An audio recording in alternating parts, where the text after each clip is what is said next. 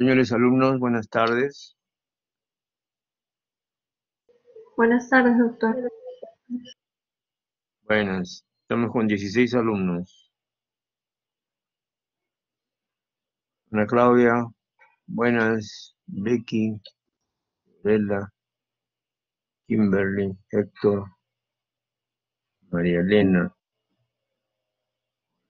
Buenas tardes, doctor. Pamela, Sheila. Tienen abierta el diálogo. Doctor, buenas tardes. Hola. Está abriendo dos veces. Fiorella, Luz, Juliano. 21 ya. Ok. Vamos a empezar para compartir. Tienen abierto para hacer preguntas en cualquier momento, ya. Solamente con chat. Me imagino que están acostumbrados, pero también pueden hablarme, no hay problema. Ninguno.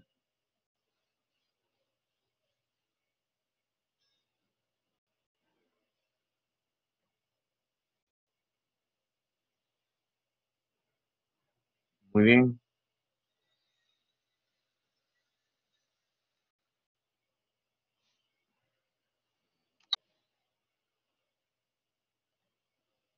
El día de hoy vamos a hacer la clase de patología vascular neuroquirúrgica. La patología vascular neuroquirúrgica básicamente tiene relación con todas aquellas afecciones que tengan que ver con las arterias, las venas, el componente vascular cerebral. En los últimos años ha crecido bastante, tanto que ahora se habla del cirujano vascular cerebral, del neurocirujano vascular cerebral, el que trabaja con las arterias y venas del cerebro, con las hemorragias, con los bypasses, con todos aquellos problemas relacionados totalmente con la irrigación, o sea, con el problema vascular cerebral. Obviamente ustedes comprendan que tenemos relación con las especialidades de una manera bien cercana. Por ejemplo, si se rompe un vaso en alguna intervención quirúrgica, nos llama a nosotros para hacer la sutura de salvataje. Si el cirujano está capacitado para hacerlo, lo hace. Normalmente nos llaman para hacer suturas, términos terminales, laterales, bypass, ¿no? Para tratar de resolver el problema. La patología vascular neuroquirúrgica ha tenido desarrollo en todo el Perú a partir del año 58, 60, cuando el doctor Morote, que ven ustedes acá, el doctor Donald Morote Rebolledo, nuestro maestro fundador, segundo padre para muchos, para mí incluso, que nos tuvo en el servicio particularmente en 1980, falleció en el 94. El doctor Morote fue el fundador del servicio de neurocirugía. Él fue el que inició la cirugía vascular cerebral en el 60 en el Hospital Revalletti. Al inicio tuve colaboradores a Morote, Salazar, Sánchez, que fueron pioneros con él. El servicio funcionaba en esa época, en el 62, mucho antes de que viniera la moda de los cuidados intensivos, con UCI neuroquirúrgica. Nosotros necesitamos una UCI para manejar los pacientes vasculares o los pacientes tumorales. Entonces, esa UCI funcionó desde el año 62. Para el año 99, en el año 82 se repotencia con la llegada de nosotros, 80, con la llegada de nosotros, médicos nuevos, y nosotros teníamos otras ideas. Ya teníamos la idea de hacer el cuidado intensivo neuroquirúrgico de una manera moderna, con catéter venoso central, con línea arterial, con intubación o máquinas volumétricas. O sea, ya era, digamos, otra etapa que la iniciamos con mucho éxito. En los primeros momentos, si quieren ustedes conocer, uno de los requisitos manuales para un neurocirujano era hacer una traqueotomía en 2 minutos, menos de 2 minutos, traqueotomía, porque el paciente se moría, no tenía vía aérea. Bueno, nosotros le demostramos que en 30 segundos se intubaba, sin gastar una gota de sangre, con reloj. Y lo hicimos, y el doctor nos dijo, enhorabuena, es otro momento, es otro mundo, y es de ustedes. Así que Efectivamente, la intubación ha desterrado la traqueotomía en muchos casos, ¿no? No en todos, pero en muchos. Igual fue con la línea arterial. Antes una arteriotomía con la localización de todo más o menos duraba como hora y media. Después con el catéter percutáneo de la arteria radial, pues eso duraba media hora máximo. Entonces, realmente el mundo cambia paulatinamente, ¿no? Y tuvimos también apoyo desde el año 99 intensivistas, enfermeras especializadas, ventiladores, monitoreo.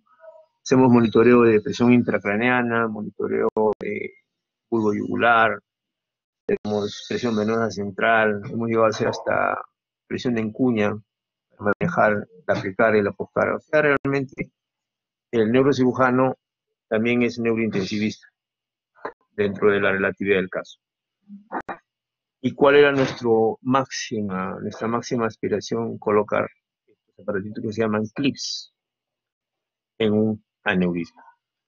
Entonces es una reconstrucción tridimensional muy hermosa, donde se ve el aneurisma clipado, o sea, sellado por dos clips.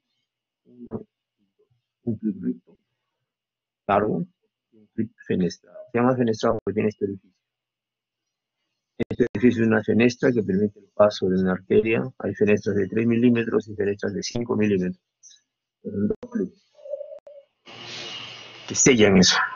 Es importante, se me cae en la idea de decirles que los clips han tenido una evolución bien larga desde el primero que se puso en 1936. Pues plata. Realmente han sido de múltiples, digamos, aleaciones, etc. Nosotros conocimos en los 80 las aleaciones de tungsteno, vanadio, cromo cobalto, etc. Pero desde que empieza en el mundo a usarse la resonancia, en el año 90, en el Hospital Reveletti desde el año 94, yo estaba metido en ese grupo, desterramos todos los clips, desde ese 1 de enero de 1994 a la fecha.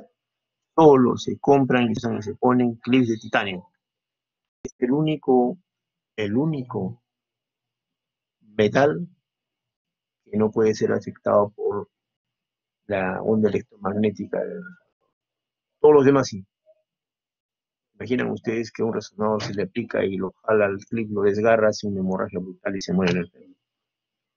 Entonces, todo es de titanio.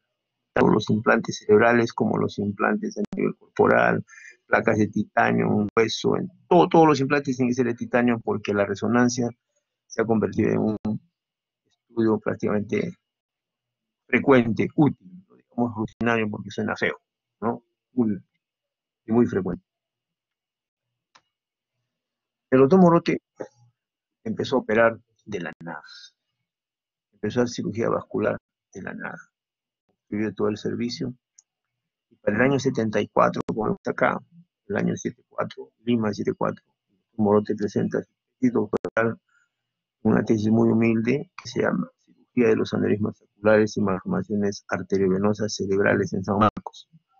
100 casos, 50 aneurismas, 50 malformaciones arteriovenosas en el año 74.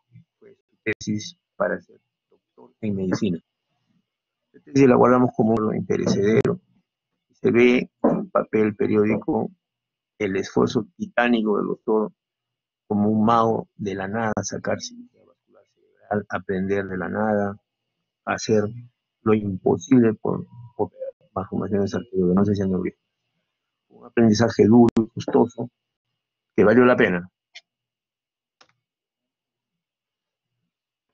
Aquí ven ustedes al doctor Morote haciendo una disertación, me parece que fue en el año 90, hablando de nuestros logros como neurocirujanos. En ese año nosotros presentamos casuística aproximadamente de cerca de 27 trabajos por los diferentes médicos, asistentes y residentes a un congreso.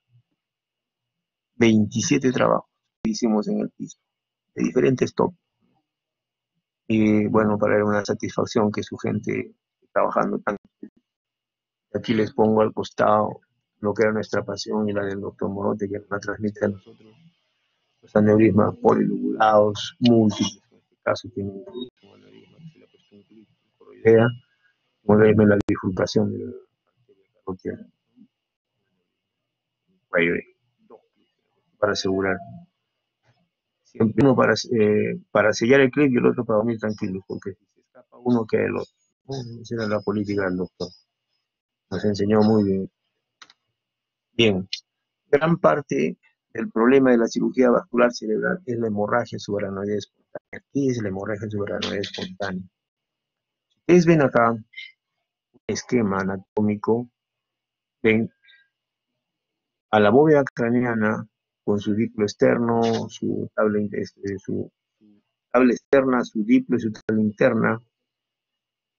La dura madre está pegada al hueso. El espacio subdural que existe entre la dura y la aracnoide y la vena, un espacio hecho por la dura madre. Trayecto que le hace a la vena, al seno longitudinal, pongámosle acá. Y los vasos arteriales que ingresan pasan a través del espacio subaracnoideo. Entonces, cuando uno de ellos sangra, el espacio subaracnoideo se llena de sangre. ¿Y eso cómo se ve en la tomografía? Blanco. ¿Por qué? Porque el blanco es como el hueso, ¿no? El hueso es calcio y el blanco tiene este color, y la sangre tiene ese color por el fierro, por el grupo M. El fierro le da este color, por eso es que se ve en esta forma. Y acá, cómo da el aspecto del polígono de Willis. Porque en esta zona basal está el polígono de Willis, y mírense, y digamos, por contraste se ve exactamente el tronco cerebral, con el pedúnculo cerebral derecho, el pedúnculo cerebral izquierdo, el mesencéfalo y los círculos cuadrigéminos en la región del tegmento. Y la sangre que está pintando una cisterna, que es por donde va la arteria, la cisterna del valle siliano, la cerebral media, una cisterna anterior, que es la cisterna arterial comunicante anterior, la cisterna interpeduncular entre los dos pedúnculos, y la cisterna la lateral, cisterna mesencefálica lateral, cisterna mesencefálica de los tubérculos cuadrigéminos. Entonces se ve acá prácticamente, por contraste, lleno de sangre la cisterna. Acá más matiz, más grave, ¿no? Más sangre en la cisterna. Y más sangre en la punta del valle siliano izquierdo, lo cual sugiere que este paciente tiene algún problema en esta zona. Entonces, en la cantidad de sangrado nos da una referencia indirecta de tentativamente lo que pudiera haber acá, pero no se confirma.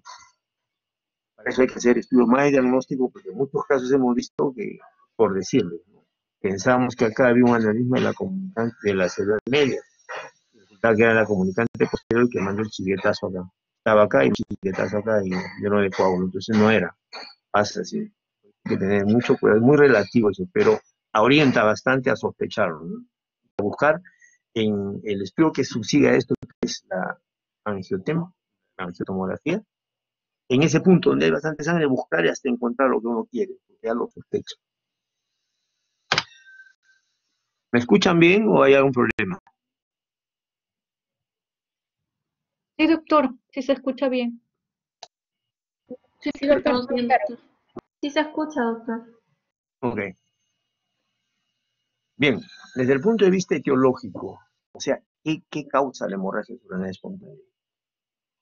En primer lugar, tenemos que tomar en cuenta que son las malformaciones vasculares, las malformaciones arteriovenosas, idiopáticas o perimesencefálicas, alteraciones hemodinámicas, vasculopatías, trauma.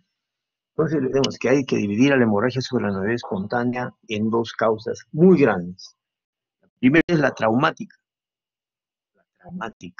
por el trauma craneoencefálico. Y ojo, es la más frecuente. ¿Por qué? Porque ustedes saben la cantidad de golpes en la cabeza que hay, pues, en la población. Por eso es la más frecuente, la hemorragia subaracnoidea espontánea traumática. Pero la hemorragia subaracnoidea espontánea pura, o sea, sin trauma, es por otra causa. Recapitulamos. Digamos, el conjunto mayor se llama hemorragia subaracnoidea. Como tal, tiene dos causas. La más frecuente es la traumática, que se ve con mucha frecuencia epidemiológica. Y después viene la espontánea. La espontánea tiene otro. ¿Cuál es espontánea? Aneurisma intracraneal, casi un 90%. Malformación arteriovenosa, fístula arteriovenosa, trombosis de los senos, hemorragia perimesencefálica, disección de la arteria, ruptura de un infundíbulo, apoplejía pituitaria. Todas estas causas que ven acá son etiología de la hemorragia subaracnoidea espontánea. Todo esto que ven ustedes acá son causas de hemorragia subaracnoidea en general. De estas hemorragias subaracnoideas, la más frecuente de lejos es el trauma craneoencefálico. Ya tienen que aprender a distinguir. La hemorragia subaracnoidea a secas, la causa más frecuente es la traumática, que es el trauma craneoencefálico. Pero cuando es espontánea, causa es el aneurisma intracraneal roto. No se van a equivocar cuando haga una pregunta en ese sentido. Bien, acá vemos nosotros una tomografía y la anatomía patológica donde vemos la cara basal del cerebro, vemos las arterias vertebrales, el tronco basilar, vemos la zona donde probablemente había el sangrado y las cisternas. El tejido son membranas delgadas, tejido conectivo con bastantes trabéculas por donde está el líquido cefalorraquídeo, más o menos un volumen de 150 mililitros, que es por donde caminan, hacen su trayecto los vasos arteriales. Entonces, la hemorragia subaracnoidea espontánea es la extravasación de sangre al espacio subaracnoideo, que es un espacio que está entre la tía y la ara. Está llena de líquido cefalorraquídeo. Perdón, y acá es donde se ve, pues, ¿no? Claramente cómo se van pintando las cisternas de la base, que es donde caminan los vasos.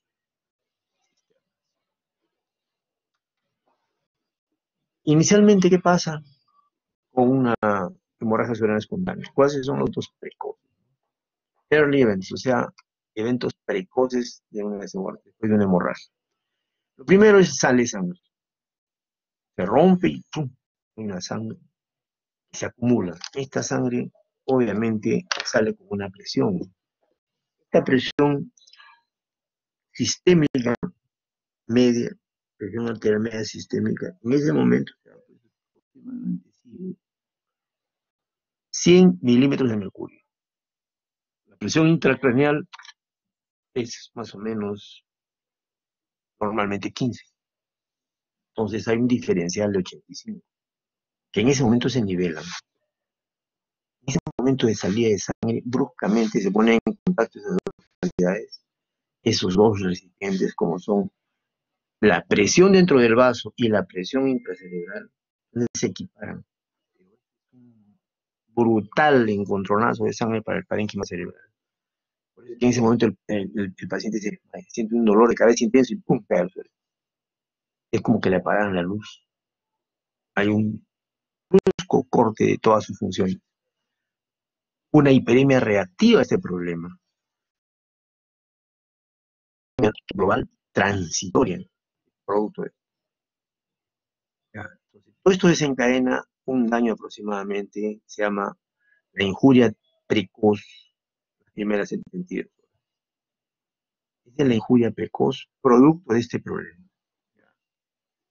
Después ya vienen las complicaciones tardías o diferidas, que son después de las 72 horas. En la injuria precoz, entonces, ¿qué va a pasar?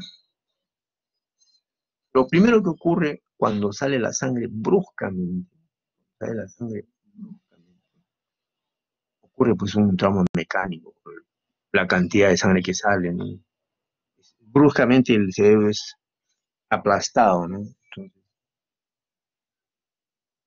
hay un aumento de la presión intracraneana, obviamente. Ya no va a estar en 15, pues, más la otra, por lo menos subirá a 40 en ese rato, entonces el paciente pierde conocimiento.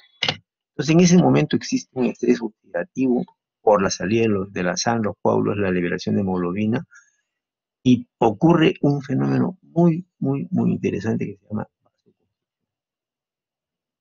Esta vasoconstricción hay que tenerla en presente, no hay que perderla de vista.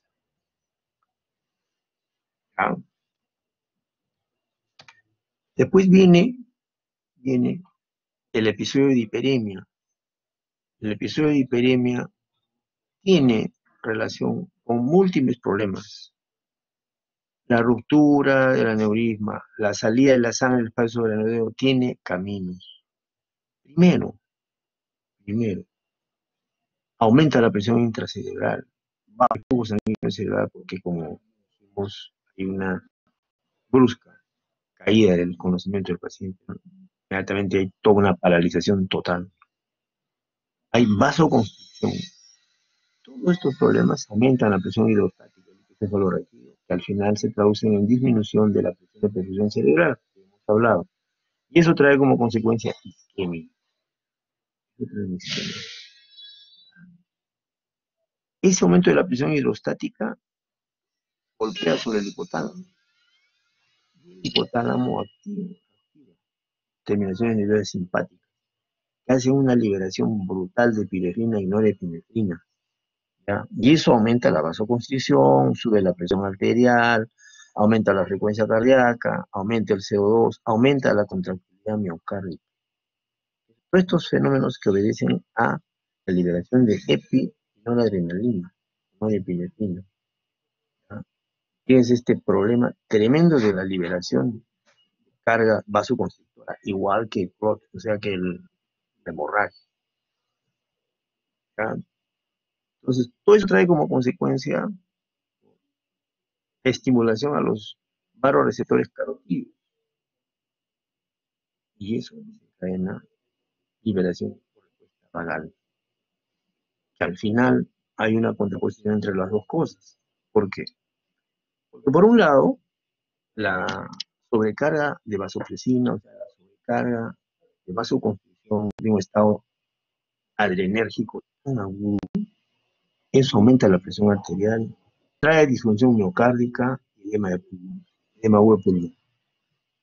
No se olviden de eso. Entonces, muchas veces tenemos al paciente que ha tenido hemorragia cerebral con hipertensión, está con edema agudo de pulmón, está con un stalling miocárdico, un corazón golpeado que pareciera como un infarto miocárdico, no lo es, lo que es una hemorragia subaracnoidea. Por otro lado, la liberación parasimpática, él suelta a una, digamos, a la acetilcolina, y eso al final se refleja en la respuesta de T. O sea, lo que ya vimos en hipertensión endocrinal. ¿Qué cosa es? Hipertensión bradicardia, trastorno con la regulación, una respiración irregular. ¿Se dan cuenta? Todos esos efectos, al final, se desencadenan en paro cardíaco, el paciente muere. Por otro lado, existe también una isquemia global transitoria. Dijimos que el paciente cae formado, ¿no? Por este justo cambio de presiones. Esto trae como consecuencia falla en la energía. El ATP, trastornos iónicos. Y lo que es más importante, liberación de mecanismos moleculares dañinos, como son el glutamato. Básicamente el glutamato, que altera el trabajo de la mitocondria, y entonces el enfermo al final no. Entonces, esta hemorragia subaracnoidea es gravísima, es grave, es tan grave que se le conoce como enfermedad catastrófica. No puede ser. Y resumimos todo lo que hemos hablado sobre una ruptura neuroismática. Hay isquemia global transitoria, isquemia cerebral transitoria, hemorragia subaracnoidea. Nosotros podemos reparar el aneurisma, pero igualito se puede desarrollar isquemia posterior, isquemia tardía. El sangrado del aneurisma es tan grande que se hace un hematoma intracerebral, intraventricular, hay hidrocefalia, daño directo, esto es mal pronóstico. Estos son unos índices de mal pronóstico. Está en función del tamaño del hematoma hecho, eso da hemorragia. Puede ser intracerebral, en el caso de un cerebral medio. Puede ser ventricular. Una comunicante anterior generalmente da ventricular. O también una cerebral posterior, una comunicante posterior también da hemorragia intraventricular. Puede ser hidrocefalia por la cantidad de sangre que se mete al ventrículo. y eso trae como consecuencia un daño directo al cerebro. Entonces, ven ustedes que por ese lado sea mal. La injuria precoz, estábamos hablando por la isquemia, por la sangre, la injuria precoz trae apoptosis, trastornos en la barrera hematoencefálica, vasoconstricción en la microcirculación, microtrombosis, más edema cerebral, más atrofia tardía y me parece mal plomo. Eso es en el cuadro agudo, la isquemia aguda. En cambio, en la isquemia tardía, o sea, lo que llamamos vasoespasmo, nosotros, ¿qué ocurre? Ocurre el microtromboembolismo, hay en la corteza, puntos de isquemia, hay isquemia cerebral, infartos. Entonces, todo esto se suma al pobre pronóstico. Entonces, digamos, en consecuencia, todos los factores juegan en contra de un paciente que tenía una ruptura neurismática. Consecuencia, la ruptura neurismática es la peor desgracia que le puede pasar a un ser humano. Ya, un aneurisma roto es lo peor que puede ocurrir. Es una catástrofe.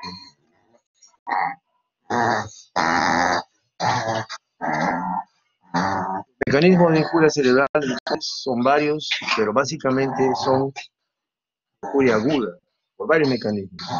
Disminución de la presión global, de la presión cerebral en los primeros minutos.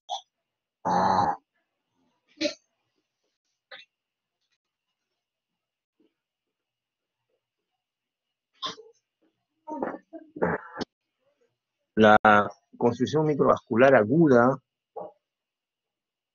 por disminución del tono vasodilatador y aumento de la vasoconstricción, este es lo más bravo, con la niña. Todos esos fármacos, todos estos radicales libres, eicosanoides, endotelina, angiotensina, son vasoconstrictores. O sea, se libera todo esto, que al final provoca una gran vasoconstricción, una gran respuesta simpática. Es una de las causas de falla de fondo. Y eso trae como consecuencia algo que es conocido, bueno, es nuevo para nosotros, pero ya tiene unos 3 o 4 años de antigüedad, que se llama ese Takotsubo. Es la cardiomiopatía. ¿Qué ocurre? Uno se va tranquilamente por un lado, cree que es un infarto miocardio. Entonces, la cardiomiopatía de Takotsubo tiene una incidencia del 1.2%, nada despreciable. Ocurre cuando hay una hemorragia subaracnoidea de forma aguda por disfunción ventricular izquierda. ¿Y qué pasa? Los vasos coronarios están normales y se normaliza conforme van pasando las semanas. Entonces, nos hacemos, y ha pasado, nuestros intensivistas, un falso diagnóstico de isquemia miocárdica, cuando lo que tiene es una hemorragia subaracnoidea. O a veces dicen, está con la hemorragia y a la vez tiene infarto miocardio, falso. No, lo que tenía un Takotsubo.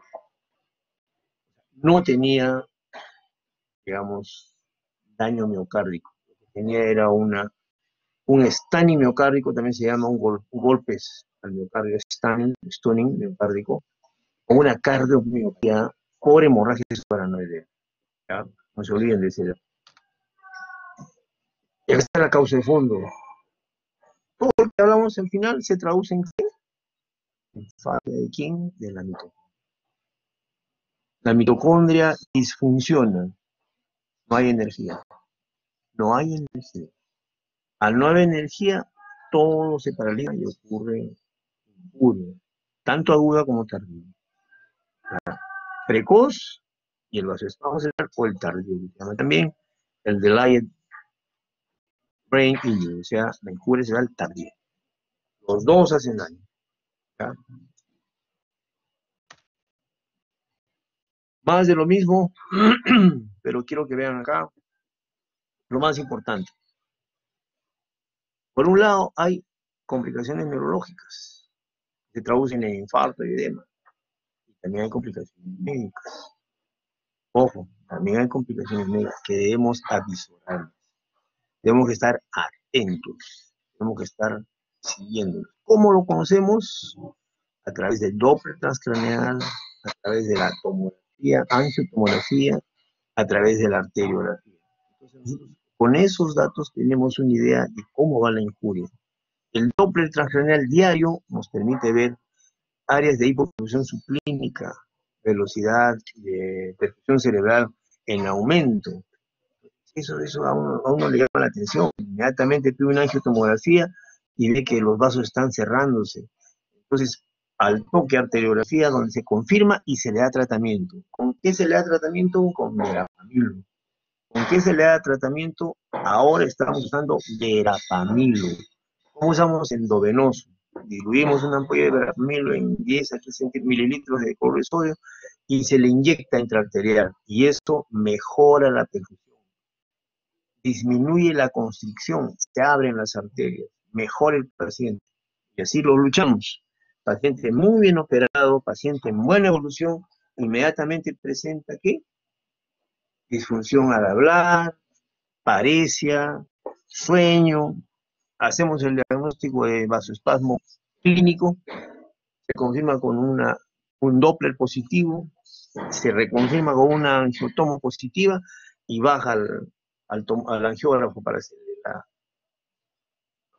la angioplastía con verapamilo. Más o menos ese es el mecanismo fisiopatológico que tienen que conocer. Bueno, estamos hablando de los aneurismas. ¿Cuál es su importancia? La importancia es que es la primera causa de hemorragia cerebral espontánea. Es una dilatación de un vaso que tiene un cuellito, la pared está débil, generalmente solo tiene adventicia y una íntima muy delgada, no tiene capa muscular ni elástica, generalmente se ve en la población en general 4%, está predominio femenino, 60%, está más o menos entre los 35 y 65 años. ¿Y dónde se localiza? En las bifurcaciones de la cerebral media, la basilar, de la carótida. Ahí aparecen en las bifurcaciones. El 90% son supratentoriales, circulación anterior, y el otro porcentaje en la circulación posterior. ¿Ya? Acá tienen ustedes un típico aneurisma cerebral con un vaso aferente de entrada, un vaso eferente, una bifurcación, y aquí le salió un aneurisma, una desvía en la pared que se clipa con un clip. Y bien, muy bien. Se cierra el clip. En forma definitiva ya no se va a romper. Entonces, estamos nosotros ante el hecho de que en las divisiones arteriales aparecen los aneurismas. Acá tienen ustedes una fotografía de un paciente que ha tenido una hemorragia subaracnoidea donde se ve una imagen de sangre en el valle silviano, que al hacer la angiotomo aparece un aneurisma. ¿Se dan cuenta? Un aneurisma en la bifurcación silviana. Un aneurisma. ¿Ya? Bien dilatado. Polilobulado. 1, 2, 3 lóbulos. Este aneurisma, cuando es disecado, cuando es operado, sale a ser así.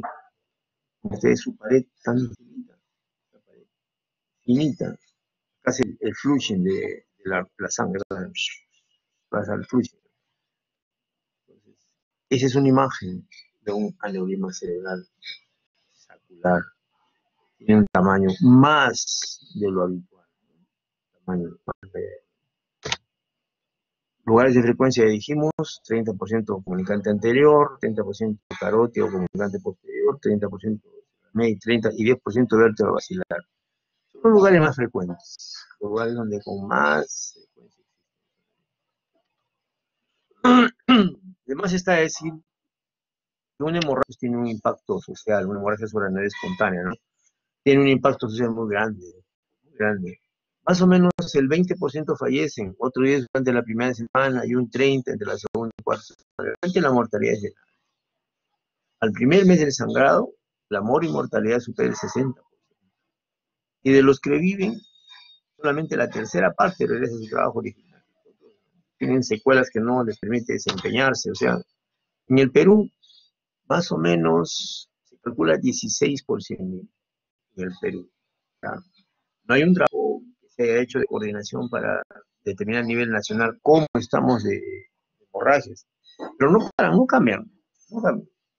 Seguimos igual, con COVID o sin COVID sigue igual. Sigue el sangrado. ¿Ya? Riesgo. ¿Hay factores de riesgo? Sí. ¿Cuáles son?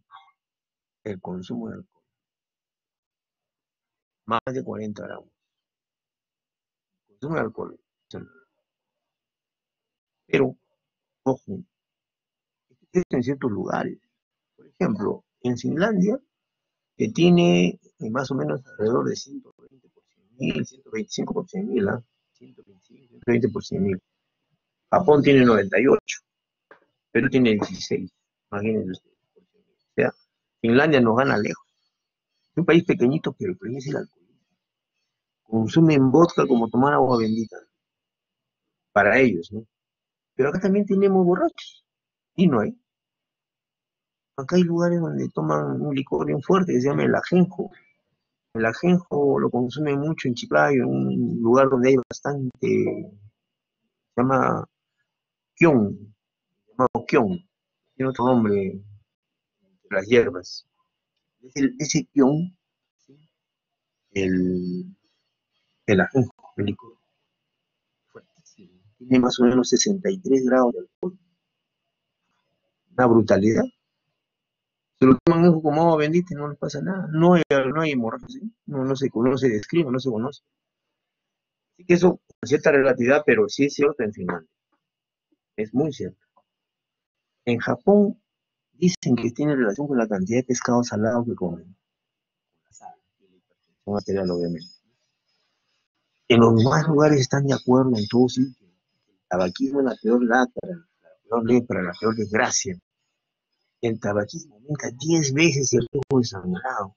El tabaquismo es la peor desgracia. Hay gente que sigue lo mismo, que siguen con sus cigarritos y sus tonteras. Otras causas de riesgo son parto, anticonceptivos orales, es frecuente ver eso.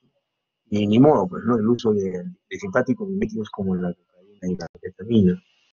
Hubo un estudio hecho por un colega en el Hospital 2 de Mayo hace como 20 años más o menos, un poco más, en el año 91, bastante tiempo ya.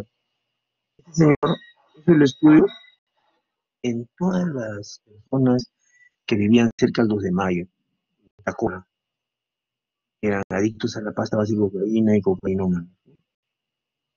Recolectó más o menos como 12 o 15 pacientes con unos aneurismas terriblemente grandes, dismórficos, todos ellos en adictos a la coca, que habían tenido hemorragia y habían ido al hospital. No sé, estaba avanzando en eso, no sé qué habrá quedado.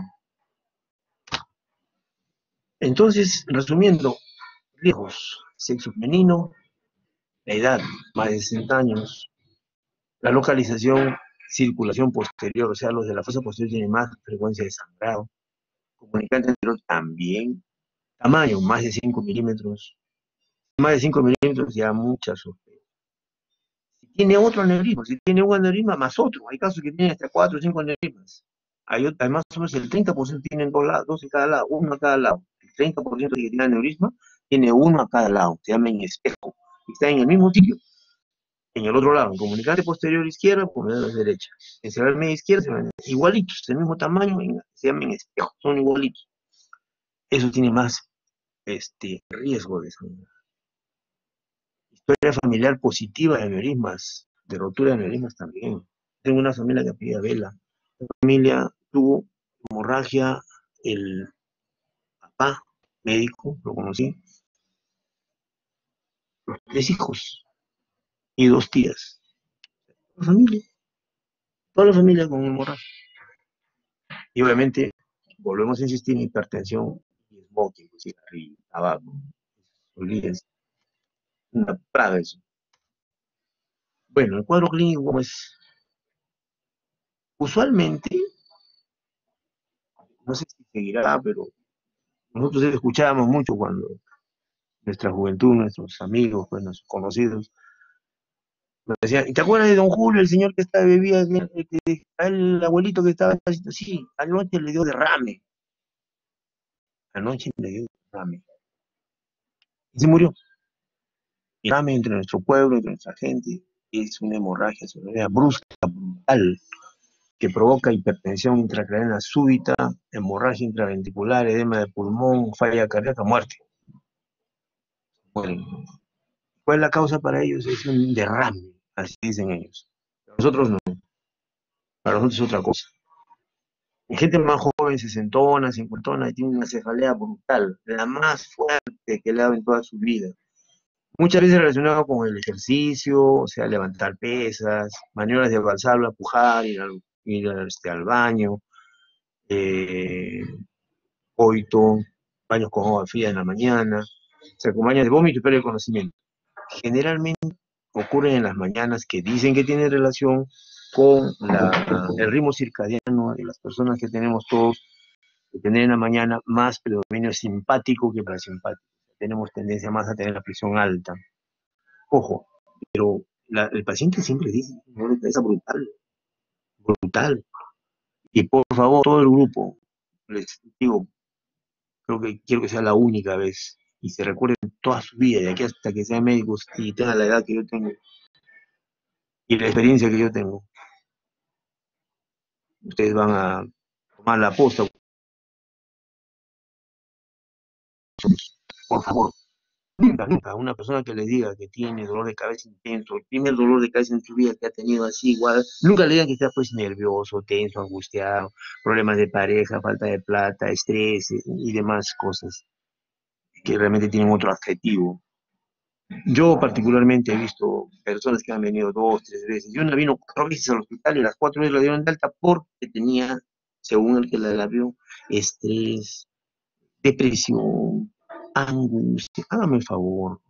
Vean esa tomografía y cumplan con Dios y con la patria, por favor. Olvídense de esos cuadritos supratentoriales que no tienen nada que ver. Haga un buen examen, una buena anamnesis y va a decir, doctor, me ha dolido la cabeza, más me ha dolido. Créanle, créanle. Existen lo que se llaman warning signs, signos de alarma. Cefalea brutal, picazón en la cara, en las manos, adormecimiento, sensación de dureza en los caderas. Créanle, ustedes le hacen una tomografía y van a encontrar una hemorragia. Mínima, pero hemorragia. Le salvan la vida. Tengo un montón de casos. Bien, entonces, insistimos, el paciente hace un esfuerzo, en 30% de casos se rompe. Una cefalea intensa, el 90%. A veces baja de la cabeza hacia el raquis como agua caliente, dicen, pierden el conocimiento. Pues están con náuseas, vómitos, inquietud, agitación, los que despiertan, ¿no? Porque a uno ya no vuelven a despertar más. Se recuperan algunas horas, ¿no? Puede haber efecto de masa, si es que hay un coágulo, puede haber efecto de masa intraventricular. Definitivamente si hay vasoespasmo arterial, isquemia, hay hipertensión en pacientes frecuentemente, ¿no? Hay síntomas focales previos, ¿no?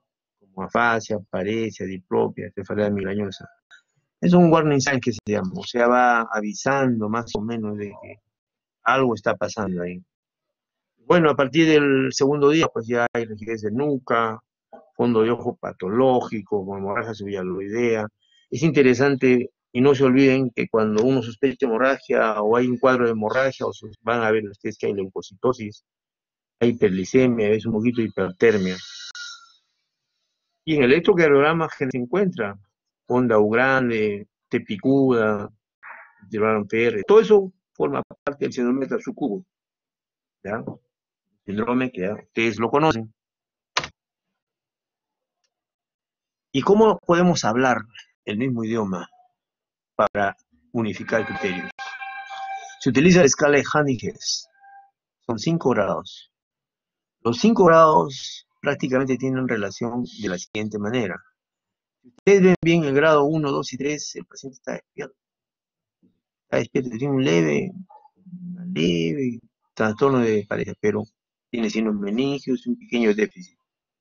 Esos son los que deben operarse, 1, 2 y 3. Esos que van bien, son los que se llaman hemorragia de bajo grado. En cambio, 4 o 5 ya está estuporoso, ya tiene signos meningios, ya está muy somnoliento, ya tiene déficit neurológico, entonces este ya es un grado 4. Y el 5 ni modo, acá está moribundo en algunos casos. Entonces, 4 o 5 se llaman de alto grado. Son hemorragias de mal pronóstico, son hemorragias que van a ir mal. ¿Ya? Entonces, realmente las cosas se complican. Ahora, cuando se trata de una persona mayor de 70 años, tienen ustedes que ver pues, si tiene hipertensión, enfermedad pulmonar, enfermedad coronaria, diabetes, que eso le da un grado más, un punto más. Entonces, se complica más la cosa. ¿ya? En general, ¿qué hacemos? Hay sospecha, hacemos una tomografía. Si es negativa, hay que hacer una punción lumbar. Pero si es que hay clínica de hemorragia y la tomografía es negativa, entonces, ¿cuánto tiempo pasó? Hace una semana, bueno, posiblemente sea negativa la tomografía. Ahí se hace punción lumbar. Si es positiva, inmediatamente pasa a angiotem, angioresonancia, arteriografía, y si es negativa, a repetir la arteria. Acá hay un problema que necesita contraindicación para hacer la arteriografía. En general es arteriografía y angiotem. ¿Por qué? Porque existe gente que es alérgica al yodo. Cuando es alérgica al yodo, se dan casos, ocurren unas tragedias al hacerle la arteriografía o poner el yodo. Entonces en esos casos se usa angioresonancia. En esos casos se usa angioresonancia cuando es alérgico al yodo. Pero en general se prefiere hacer diagnóstico con angiotac o angiotema todo. Y si es negativa, hay todo un protocolo. Hay que repetir a los 8 días, a los 15 días, al mes, a los 4 meses, a los 6 meses, al año. Porque es una gran responsabilidad, pues, de que no salga y ha tenido sangre. Y si se muere, le echan la culpa, ¿sí? Con toda seguridad. Bueno, aquí vemos, pues, el gol estándar para un aneurisma es la cirugía. Eso nos enseñó Yasser Gil, famoso neurocirujano que todavía está vivo. Él más o menos del 84 al 92 ha operado 723 pacientes, una baja mortalidad. Él nos enseñó la cirugía de las cisternas para clipar los aneurismas cerebrales. ¿Ya? ¿Ya? Entonces acá tenemos un aneurisma, como ven ustedes acá, es una dilatación saccular, ¿no? Casi como una pepita ahí que no tiene muscular. Acá tienen ustedes un tremendo aneurisma, puede ser intradural o extradural. Intradural puede ser como este, adentro de la dura madre. Extradural si es en la parte externa, generalmente carótida externa, el árbol externo, ¿no? Extradural, o en el seno. Esa zona extracarotídea, extradural. También puede ser anterior y posterior, puede ser la circulación inferior de la supratentorial. Las localizaciones desde el punto de vista anatómico.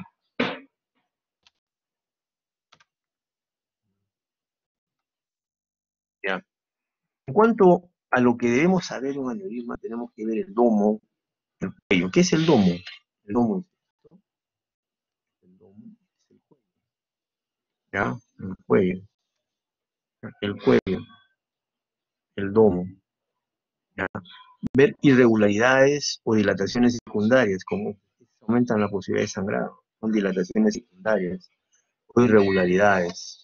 Y su relación con las ramas, si está libre o si nacen de ella algunas ramas. Entonces, en esos casos es más complicada la cirugía. ¿Ya? El tamaño, también hay aneurismas gigantes, son de alto riesgo, mayores de 20 milímetros, de 22, 25 milímetros, son gigantes, grandazos. O aneurismas pequeños que pueden romperse, se llaman oblets o ampollitas, son aneurismas pequeños. ¿Ya? El grosor del domo, por ejemplo, acá es 4 milímetros, ¿no? Pero a pesar de eso, ustedes lo ven con alto riesgo de sangrado. O sea, ese tamaño es un poco relativo, pero se ha convenido de que cuando sea mayor de 5 milímetros, hay que tener mucho cuidado. Ustedes acá tienen el tamaño del domo aneurismático versus el grosor. 4 milímetros, 4.4, 5 milímetros, ¿no? Más o menos van por ahí. Acá tienen aneurismas pequeñitos llamados bleps. Estos aneurismas rompen, son muy lábiles. Acá ven ustedes una capita bien uniforme, ¿no? ¿Qué es lo que ocurre? Ocurre lo siguiente. Si ustedes ven acá los años que han pasado, los años 96, 2001, 2011, hasta 2015, están viendo que mientras más pequeño es el aneurisma, más se rompen, más van rompiéndose. ¿Y quiénes se han roto más? Los de la circulación posterior. Acá ha pasado el tiempo y está cada vez con más sangrado, más sangrado. O sea, los de pequeño tamaño han empezado a sangrar más, han empezado a sangrar más. ¿Ya? Entonces hay una curva que es acá hacia arriba. tenemos que tener más cuidado con esos aneurismas en cuanto al tamaño. Antes no era así, que yo recuerdo no era así. Entonces, aneurismas pequeños y muy pequeños están en alza, o sea, están rompiéndose cada vez más. Uno se confía, es chiquito, dice, no sangra, no sangra, sangra. Tener mucho cuidado. ¿Ya? Hay que hacer siempre estudios para mirar las formas, las características. Entonces, en general vamos a decir que el porcentaje de aneurismas pequeños, menos de 5, ha ido incrementándose. En los últimos años hemos encontrado aneurismas menores de 10 milímetros, más o menos 84% de hemorragia, lo cual es preocupante, ¿no? Bueno, el porcentaje de aneurismas muy pequeños fue 29%. Para los pequeños y los muy pequeños han aumentado el número y porcentaje de hemorragia. Eso es de cuidado para nosotros. ¿Por qué? Porque hemos quedado ahora en que los de 5 milímetros deben ser observados, pero obviamente hay que tener una junta médica y hacer una acuciosa evaluación de la forma. Si se trata de un bleb, el bleb sangra. Si sangra, el paciente se puede morir. ¿Ya? El bleb es una ampollita chiquita de 2 milímetros más o menos. Hay por ahí algunos. Los signos de ruptura ya los hemos visto, pero no está de más que los repasen en su casa cuando lean especialmente esta parte: fotofobia, dolor retrocular, cambio en el estado mental, importante.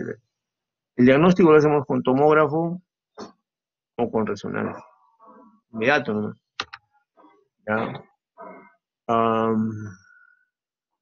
Aumento en el uso de imágenes vasculares cerebrales no invasivas. Miren ustedes, cada vez se usa más el angiotem. Cada vez el angiotem adquiere más fuerza. Nosotros hay momentos en los cuales hemos operado sin arteriografía. Ya no es vital como antes, ¿no? Anteriormente era el gol estándar. Bueno, para uno sigue siendo, pues en general diremos que sí, pero no. Hay lugares en el mundo donde no se usa la arteriografía. Por ejemplo, en Finlandia, que se opera pues N veces más que nosotros, no usan arteriografía. Utilizan angiotomografía. Y calladitos, no hay que reclamar. En parte porque, según lo que nos explicó el doctor Juha Hernesniemi, que ha trabajado con nosotros unos meses, que fue jefe de neurocirugía vascular en Helsinki, en Finlandia, el doctor nos dijo que él opera suficiente y de todo suficiente con angiotem. No necesitaba panarteria. Aparte que la panarteria particular, y no estaba para darle dinero al señor. El Estado le daba un buen angiotem y se acabó. Con eso operaba. Entonces cada vez se usa más el angiotem. Y lo estamos usando. Ahora, el angiotem tiene algunas limitaciones, da falsos positivos, y también da falsos negativos, ¿no? Entonces, nosotros tenemos que tomar eso con mucha relativa calma, no a lo calma, ¿no?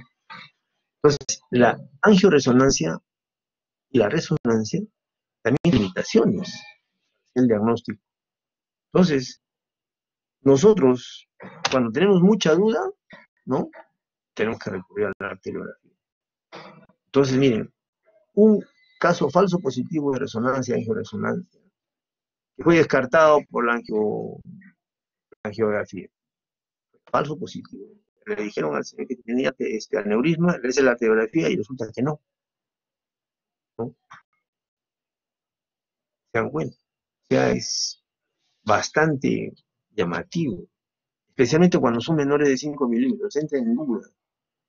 Entonces, ¿qué hallazgos asociados a esto? Masa vascular, vasos superpuestos, un infundíbulo grande, más o menos, ¿no? Pero la angiografía con sustracción de imágenes confirmó la presencia de un aneurisma. ¿Ya? O sea, la arteriografía, para muchos, cuales yo me incluyo, a pesar de todas las cosas que vemos todos los días, continúa siendo un gol estándar porque nos permite ver más aneurismas, nos permite ver otros tipos, otras localizaciones, ¿ya? Mejor. Se hace por cateterismo a través de la arteria femoral, esa es la nueva estándar. Se hace por sustracción digital, con ustedes acá, una arteriografía muy bonita. Se hace la sustracción digital, ahí está la forma de entrada, los vasos. Y acá no fallamos, pues hay una entrada. el tamaño del cuello, el ancho del cuello, vasos ajenos, en fin, todo. Tienen ustedes un arterio, la imagen que nos da, fuera de serie, ¿no? Acá tienen ustedes una reconstrucción de lo mismo, vasos pequeñitos, miren ustedes, vasitos chiquititos. Todo eso lo hace la arteriografía, ¿no? Entonces uno ya más o menos saca su cuenta. Acá, por ejemplo, una superposición de vasos puede pasar por aneurisma, pero no es. Acá hay una pequeña luz. Siempre, siempre hacer imágenes vasculares, realmente cuando están de esta forma. Lamentablemente hemos visto, lo que yo he visto en mi vida, 6 casos, 7 casos, y eso ha sido confundido con un tumor de hipófisis. Y no era tumor de hipófisis, era un aneurisma. Incluso se hizo la apertura y un sangrado de los diablos. ¿Y por qué? Por ser muy confiados, por no hacer arteriografía o hacer angiotema. Ahora, a todos los pacientes que se operan de hipófisis, que tienen una localización parecida, se les hace y se les toma angiotema, por idea de descartar. Entonces, el manejo en general actualmente en hemorragia cerebral para aneurismas, y al cual lo seguimos nosotros, es uno.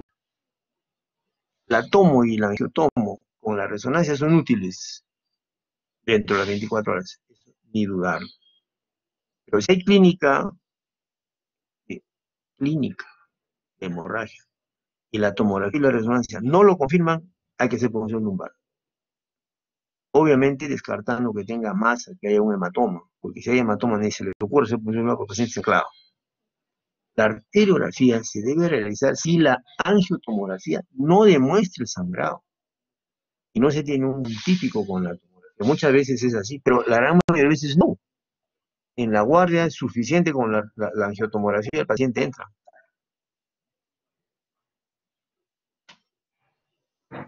Y por otro lado, también es cierto que la arteriografía por sustracción digital y la angiotomografía debe repetirse si no se encontró el aneurisma al comienzo. Pasa así. Hay casos en los cuales nosotros encontramos todo negativo, pero hay sangre.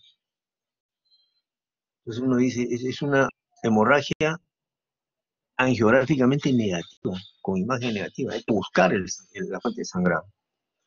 Entonces, la tomografía es lo más sensible, según lo que se ha demostrado hasta la fecha. En primeras horas da inmediatamente una pequeña gota de sangre, uno la detecta. Miren ustedes, 98 hacían las primeras 2 horas. Después, a medida que pasa el tiempo, va bajando. A los 6 días, 53%, ¿no? Imagínense.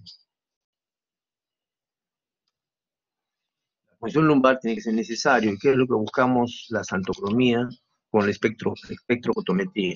Esto vale generalmente no sale mal, no sale este color. Casi nadie duda, ¿no? Sale amarillento, amarillo pajizo, así color orina. Entonces, ahí uno dice, no, esto es sangre que ya está en capa de bilirrubina, ya está amarillenta. Entonces uno le hace la espectrofotometría de esta santocromía y sale positivo. Entonces, ya demostró que efectivamente es una hemorragia subaracnoidea. Entonces se hace el angioresonancia, como ustedes acá, el aneurisma bien dibujado, ¿no? Entonces, comparando ambos, el paciente sale ganando, pues, ¿no? Definitivamente sale ganando. Los dos son muy sensibles para el aneurisma de más de 5 milímetros, ¿no? Pero la angiotem deviene calcificaciones,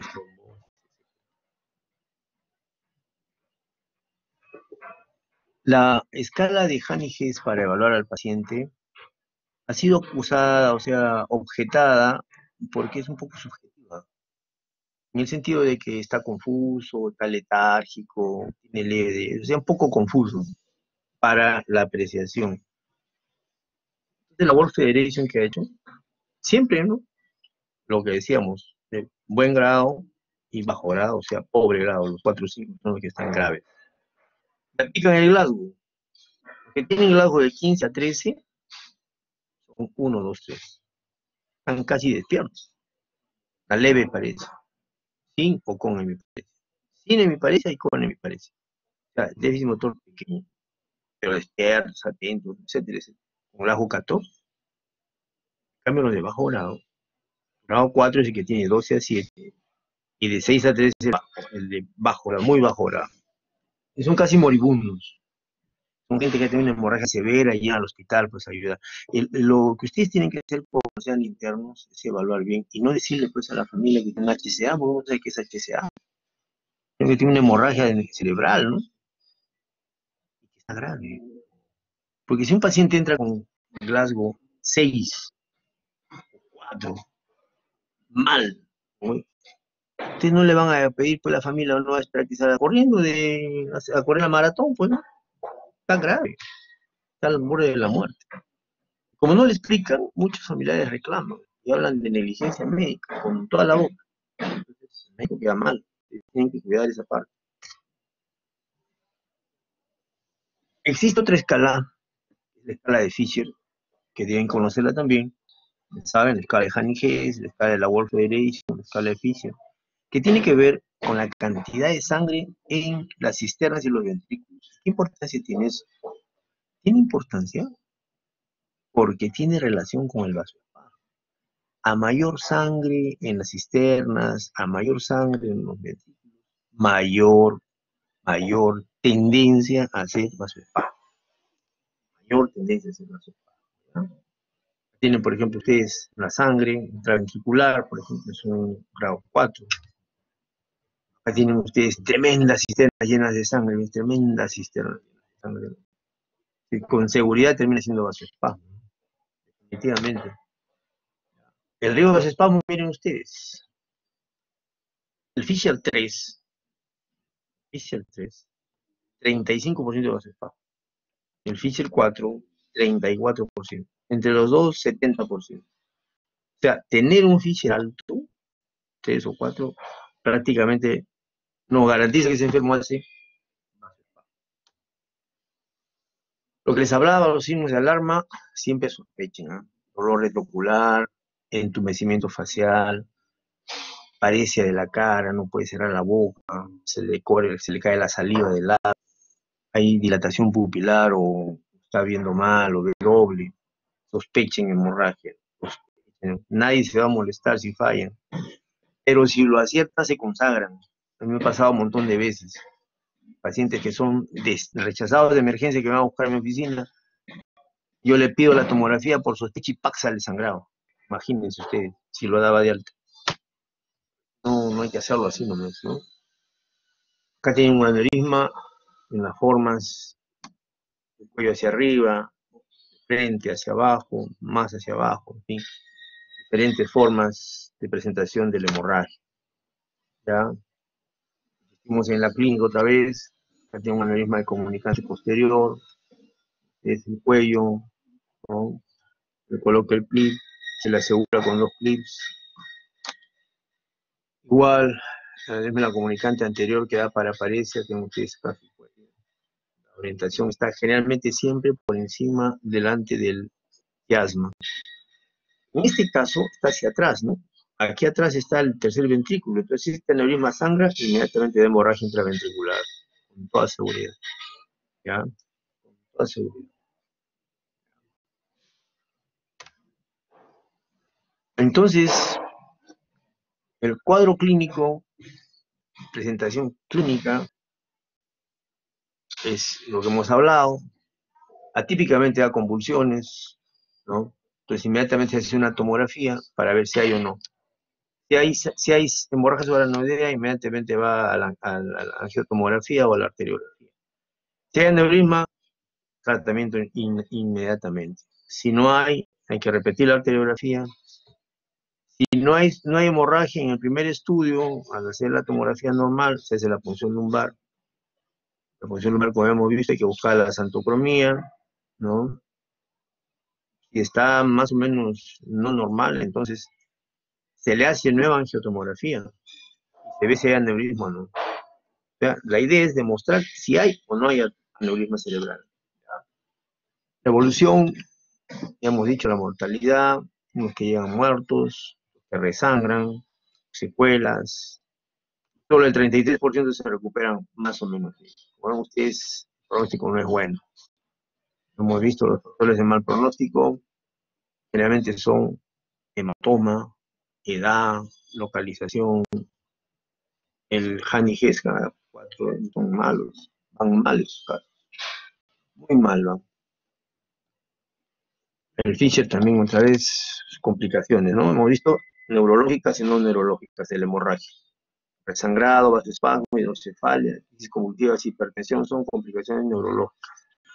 Las no neurológicas son el edema de pulmón, el takotsubo, la hiponatremia, trombosis venosa profunda, hemorragia digestiva, infecciones pulmonares, infecciones renales. Como ustedes es un gran mundo. La hemorragia subaranoidea no solamente le clipé el aneurisma o le cerré, le puse coena, es un gran problema. La hemorragia es un paciente completo. Todos estos problemas. No es tan sencillo. El resangrado, por ejemplo, es intenso a las primeras 24 horas, casi el 4 al 16%. El pico más alto de resangrado es de 1 a 3 días. De 1 a 3 días. El pico más alto. Si no se ha tratado, incluso, miren, hay 3% al año. O sea, se vuelve a romper, no es que no pasó nomás. Ahora, ¿qué riesgos hay en el resangrado? Pues la edad, la presión, si es hipertenso, el tamaño, aumenta en el resangrado. El vasoespasmo aparece después del cuarto día hasta la segunda semana. El vasoespasmo aumenta la mortalidad. Puede estar bien operado, el señor está yendo al cuarto día, pum, se deprime, tiene vasoespasmo, hace infarto. Y hemos hablado del vasoespasmo ya. Está en relación con el espesor del coágulo, la sangre, los ventrículos y la velocidad, ¿no? La velocidad. Eso se mide con el Doppler. Si le hace el Doppler diario, el paciente va bien. No pasa nada, eso le avisa. ¿Ya? Entonces, el vasoespasmo, desde el punto de vista fisiopatológico, se ve y está en relación con la cantidad de aminas adrenérgicas que se han liberado, glucosanoides, endotelinas, etc. El diagnóstico es por Doppler, insisto, el diagnóstico es por Doppler, se hace arteriografía. ¿Ya? Otro problema agudo es la hidrocefalia, que puede ser en el mismo momento de la hemorragia, que es una hidrocefalia aguda por coágulos, o posteriormente. ¿Ya? Se encadena más o menos a la segunda o tercera semana, que es de carácter obstructivo en la reabsorción. O sea, es una hidrocefalia comunicante, tetraventricular. ¿Ya? Estos casos tenemos así, que salen de la UCI, están 4 horas en la unidad de control, y de repente, ¡plac!, se hace la tomografía, está con hidrocefalia, está dormido, hay que ponerle válvula. Ni modo, hay que ponerle válvula. Otro problema son las crisis convulsivas, bueno, pero eso se le maneja con anticonvulsivantes. Las causas de muerte, cuando hay hemorragia, no se olviden, la principal causa de muerte, el 24% es vasoespasmo, es resangrado, es complicaciones médicas. Pues bien, efectos directos de la hemorragia. Miren ustedes cómo se reparten la mortalidad en 87 muertos de 455 pacientes. Casi nada. Es una lesión bien brava, ¿no? En cuanto a los tiempos, el resangrado los primeros 3 días, también hay hidrocefalia aguda, edema de pulmón, takotsubo. De los 4 a 14 días, aquí viene ya el vasoespasmo. Más claro que el vasoespasmo. Después de 15 días la hidrocefalia. ¿Ya? ¿Qué opciones hay? O sea, ¿cómo lo tratamos a este tipo de problemas? Con clipaje. ¿Aneurisma? Sí. Es lo que hacemos en el hospital. Nosotros tenemos una política, nuestro hospital es eminentemente quirúrgico. Nosotros todos los vamos operando. Pero también hay terapia con coils, o sea, terapia endovascular, especialmente cuando el paciente, digamos, tiene sus años, pues, tiene lesiones y se le da terapia con coil. Pero también, a veces no se hace nada y se sigue la historia natural.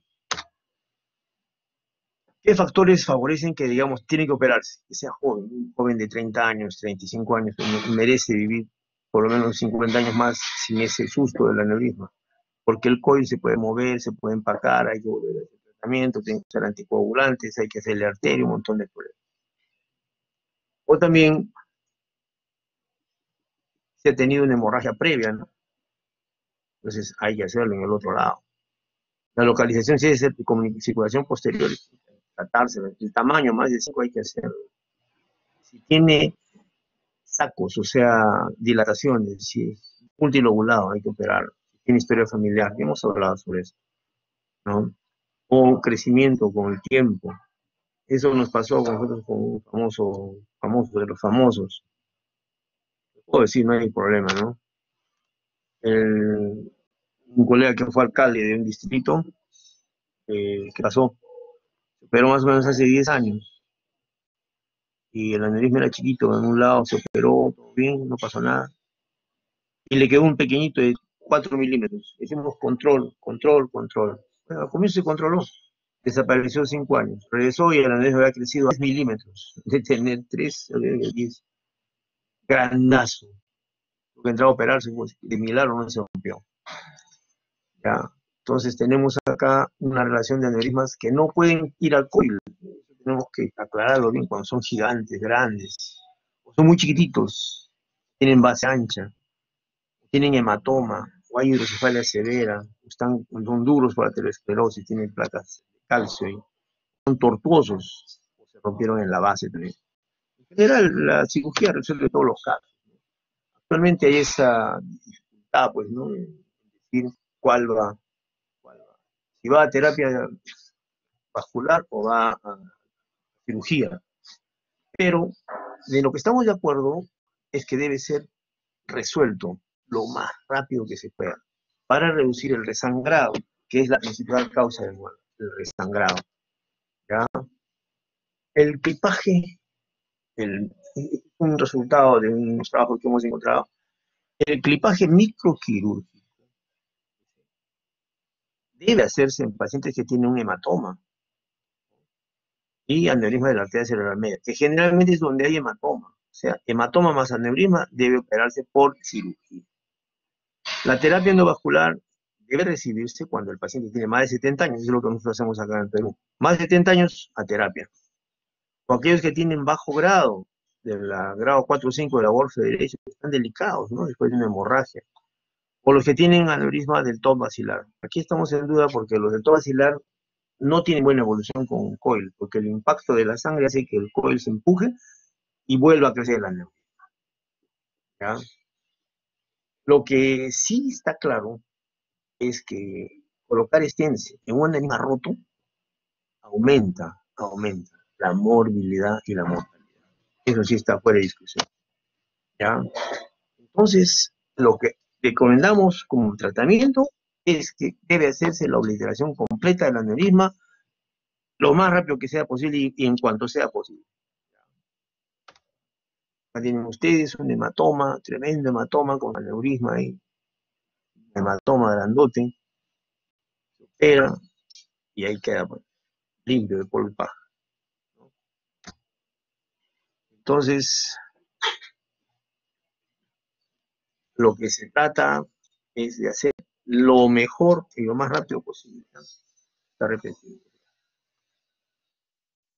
Acá tienen ustedes unas imágenes de aneurisma. Acá tienen aneurisma roto. Acá tienen igual también aneurisma. El saco, miren ustedes cómo se hace el saco. Se arregla. Esto quiero que escuchen bien. ¿Qué pasa una vez que se ha clipado? Se le coloca ICG, o sea, verde indocianina, así se llama, verde indocianina, ICG. Verde indocianina. Es una sustancia que entra en la sangre y verifica si está ocupado el aneurisma. En el Perú no hay, pero usamos fluoresceína. En vez de la verde indocianina usamos angiofluoresceína. El resultado es el mismo, se tiñe de verde y bueno, se verifica que está bien clipado y digamos, el paciente ya no necesita controles posteriores. ¿No? O sea, es el control de calidad intraoperatorio, con verde indocianina o con angiofluoresceína, cualquiera de los dos se usan. Tienen ustedes la cirugía, sus ventajas. La ventaja básicamente es que uno ve pues, la anatomía, ¿no? Uno ve la anatomía. Puede retirar la sangre también, lavar las cisternas carotidas, las cisternas con sangre y también abrir la lámina terminalis para poder hacer bien la cirugía. Desventajas, bueno, en los casos de paciente alto grado, pues, la relación no va bien. ¿No? O cuando a veces se tratan ahí hemiplegias, se anulan los vasos temporales. A veces también cuando es muy tortuoso, el vaso es difícil, uno pone el clipaje temporal, aumenta las posibilidades de isquemia, o puede jalar mucho el parénquima y hay una retracción cerebral. Realmente eso está en relación directa con el aprendizaje, con el cirujano. Si el cirujano tiene experiencia y entrenamiento, no pasa nada. ¿Ya? Todo va bien. Tiene ustedes un aneurisma grande, se clipa, igual clipaje directo. ¿Ya? Son cuadros del Hospital Revalidate donde hemos clipado aneurismas, aquí tienen más aneurismas. Este es lo que les decía de Finlandia. Este es una diapositiva de Finlandia de un señor que se llama Tobolón Sairaala, bueno, está en finlandés, ¿no? Es un lenguaje bien raro. Miren ustedes esta angiotomografía. Aquí no hay nada que objetar, está bien claro lo que tiene que operar. Uno y dos. Una angiotomografía bien reconstruida. Acá está la basilar, está la cerebral posterior, la otra cerebral posterior, acá pareciera que había un bled. En fin, ya se sabe que acá es el aneurisma. Ahí está para clipar. Este y este. Dos aneurismas. Con eso opera el doctor Juha Gernesniemi, que ahora está en la China. Juha está en la China ahora. Ya se jubiló, se fue a la China. Ahí es jefe de un área muy buena. Los domingos, los sábados, manda rounds en China. Bien, ¿cuándo decidimos operar a un paciente? Decidimos operarlo por el tamaño. Y más de 5 milímetros debe operarse. Unas palabras sobre el tratamiento endovascular. Esto está en crecimiento. Cada vez hay más, digamos, más tendencia, pero ocurre que al paciente lo asustan, le dicen te van a abrir la cabeza. ¿Cómo prefieres que te operen? ¿A través de la vena o que te rajen la cabeza o que te partan la cabeza? Lo asustan al paciente y el paciente dice, no, ¿cómo me van a abrir la cabeza? ¿Qué sé? Pero lo que ignoran es que la cirugía, desde el punto de vista médico, es mucho más larga, tiene más seguridad. No ha cambiado. Nosotros en microcirugía ofrecemos las mejores cosas, un microscopio casi $1.000.000. Pero hablemos algo de terapia, hay filamentos mecánicos, se llaman coils de Guglielmi, hay mini balones también, últimamente están colocados en microstents y lo que están colocados últimamente son los diversores de flujo. ¿Ya? ¿Qué posibilidades hay? Ahí tratan al paciente de pobre grado, hay menos tiempo de anestesia, pueden tratar múltiples en diferentes territorios. Las complicaciones son aceptables, se puede combinar con angioplastía, puede ser paliativo también. Todas esas ventajas de la terapia. Acá tienen ustedes un aneurisma con coils, acá tienen un aneurisma con coils. ¿Qué desventajas hay? Que la durabilidad no es conocida. Constantemente van cambiando de modelos. Y no es tan vieja, está desde el año 80 desde el 90, pongamos, desde el 88, que empezaron en el 88. Ya tienen sus años. Pero aún así hay problemas. A veces hay hemorragias severas. También hay recurrencia del aneurisma en algunos tipos. Hay tromboembolias. A veces hay que hacer retratamiento. Hay un caso bien emblemático acá en el Perú, el de la Yola Polastri. La presentaron como la solución y no dicen que la han vuelto a coilear otra vez. Si se hubiera operado, nunca más regresaba. Pero no, y otra vez, y otra vez. Entonces, ese es el problema. Tiene más costo, por supuesto, es más caro. Hay que usar anticoagulantes. Y bueno, y también el terapista endovascular tiene que tener pues, su aprendizaje. No cualquiera lo hace. Tienen ustedes cómo es el coil, cómo llega, cómo coilea. Algunas palabras sobre este tema. Ya hemos dicho sobre el vasoespasmo. A veces utilizamos nimodipino, pero no es que sea contra el vasoespasmo. Lo que pasa es que el nimodipino mejora la evolución final, disminuye la mortalidad. Ese es el tema del nimodipino. Lo que se usa para el vasoespasmo es el verapamil endovenoso en la angioplastía farmacológica. Esto sí, no se olviden de esto. Eso sí se usa. Entonces, la angioplastía cerebral selectiva intraarterial es una razonable alternativa en pacientes con vasoespasmo cerebral sintomático, especialmente aquellos que no responden al tratamiento. Efectivamente, nosotros lo hacemos en el hospital, lo hacemos a cada rato. ¿Ya? Entonces tenemos de primera línea hipertensión arterial, hemodilución. Si no hay terapia endovascular con vasodilatadores tipo verapamilo, y si no, después hay que darle hipertónicas, incluso llegamos hasta hacer craniotomía compresiva cuando se va infartando y crece mucho la lesión, ¿no? Entonces, realmente es una cosa bien grave. Hipertensión, hemodilución, hemovolemia, eso lo hacemos. No es ni pensarlo. Es parte de nuestro tratamiento, ¿ya? Obviamente que muchas veces termina en hipertensión endocraniana y en craniotomía compresiva. No es nada nuevo para nosotros, constantemente lo hacemos, usamos soluciones hipertónicas, bien, no todos los aneurismas cerebrales se rompen, obviamente, pero lo que debemos pensar es que cada caso es único. Esto sí es bastante claro, cada caso es único, tienen que estudiarlo, cada caso de derecha a izquierda, de pies a cabeza. Entonces acá vamos a resumir todo lo que hacemos en aneurismas. Sospecha, neuroexamen, diagnóstico de hemorragia con tomografía. Si es positiva, inmediatamente al intervencionista o al neurocirujano, pedir todos los análisis, eso podemos hacer ustedes en emergencia, inmediatamente angiografía con cateterismo para ver la causa, o si ya se sabe, inmediatamente si es un aneurisma, pasa a cirugía, de acuerdo al consentimiento familiar y a la conversación con el cirujano y el intervencionista. Entonces, de acuerdo a eso se va trabajando. Si es negativa, hay que hacer una punción lumbar, de resonancia, etcétera, ¿no? Y si tiene un hematoma, ojo, bien de esto, un hematoma intracelular o subdural, después de la angiotomografía va a craneotomía y al clipar. Es vital, eso tienen que entenderlo, porque el paciente que tiene hematoma y se queda ahí esperando en el limbo, se daña, hace daño estructural y se pierde, ¿ya? Eso es nuestro manejo en UCI, no se olviden siempre Doppler diario, Doppler diario, Doppler diario, Doppler diario. Lo único que nos garantiza no llegar a la angioplastía, lo que queremos todos, ¿no? Que el paciente vaya bien. Muy bien. Preguntas, opiniones.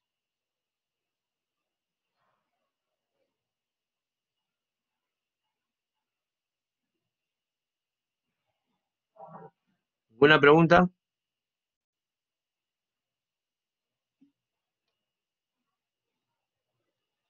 Los escucho. No, doctor, todo claro. ¿Seguro? Hay 10 preguntas, ¿no? ¿Qué dicen? Ah, todo claro me dicen. Bueno, entonces seguimos. Unas palabras sobre lo que queda. La patología vascular no solamente es aneurismas, también hay otra parte. Más rápido, ¿ya? Vamos a hablar sobre esto. Las malformaciones arteriovenosas. ¿Qué son las malformaciones arteriovenosas? Son estas lesiones, hasta cierto punto, que asustan, ¿no? Están formadas por arterias que se juntan con las venas en forma directa en un ovillo sin capilares. Entonces se hace un magma de este porte con venas arteriolizadas. ¿Por qué? Porque la sangre arterial pasa directamente pues, y le hincha como una esponja la sangre, ¿no? Tienen ustedes una malformación arteriovenosa.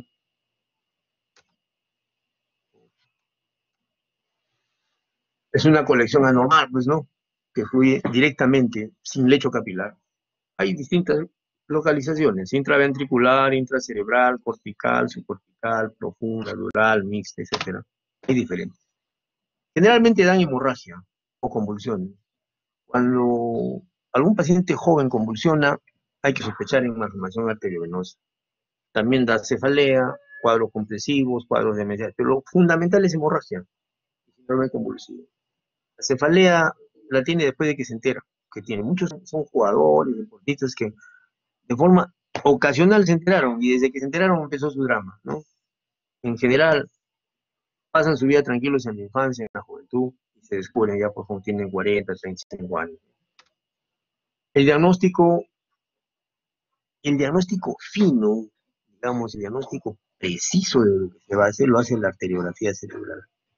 Pero se llega al diagnóstico a veces en forma pues, inopinada, de una forma, como un hallazgo con una tomografía cerebral. Entonces se hace tomografía sin ningún contraste, después resonancia sin ningún contraste, angioresonancia y arterial, un paquete. Entonces tenemos al paciente ya con todas sus imágenes. ¿Para qué? Uno, la gran mayoría de pacientes vienen en forma electiva. Unos cuantos vienen por sangrado de emergencia. Otros vienen por convulsiones. Si viene por convulsiones, le hace usted su estudio y se va de alta. Si viene por sangrado, ahí viene el problema. Si viene por sangrado, la posibilidad de que resangre aumenta. Entonces hay que resolver el caso. Y ahí vienen las discrepancias entre nosotros. Speller Martin, al ver este problema, ¿qué hizo? Hizo una escala, que se llama la escala de Speller Martin, para graduar las malformaciones arteriales. Y las hizo de acuerdo al tamaño, acá el tamaño, a la localización, si fuera un área elocuente o no elocuente, y a los vasos profundos, las venas de drenaje profundo. Entonces, por el tamaño, si es pequeña, entonces su diámetro es menor de 3 centímetros, le pone un punto. Si es entre 6 centímetros, le pone 2 puntos. Y si es más de 6 centímetros de diámetro mayor, 3 puntos.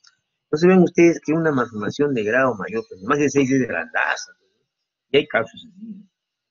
Yo hasta hace unos 4 años he tenido un cuadernito que lo tengo por ahí, donde tengo anotados mis pacientes que tenían malformaciones mayores de 6 centímetros, o sea, grado 5. Tenía como 18 pacientes, con su dirección, su teléfono, todo. No han vuelto a visitarme más. Era coleccionista de estas lesiones rarísimas, con imágenes, con todo.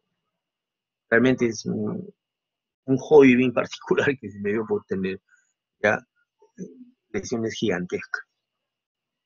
Por la localización, si está en área no elocuente, tiene 0. Y en área elocuente, ¿pero qué es área elocuente? Dirán ustedes, doctor. Área elocuente es un área noble, es un área que al ser humano le interesa mucho. ¿Cuál es, por ejemplo? El área motora, el área sensorial, sensitiva, el área del lenguaje. Una malformación en el área del lenguaje es un área crítica, es un área del lenguaje, es para hablar. Un área visual también, la corteza visual también vale mucho. Igual el hipotálamo o el tálamo, una lesión talámica es área noble. Igual la cápsula interna. Miren ustedes acá, se juntan en este hipotálamo, tálamo y cápsula interna, juntos. Otra área noble, tronco encefálico. O sea, tenemos área motora y sensitiva que van juntas.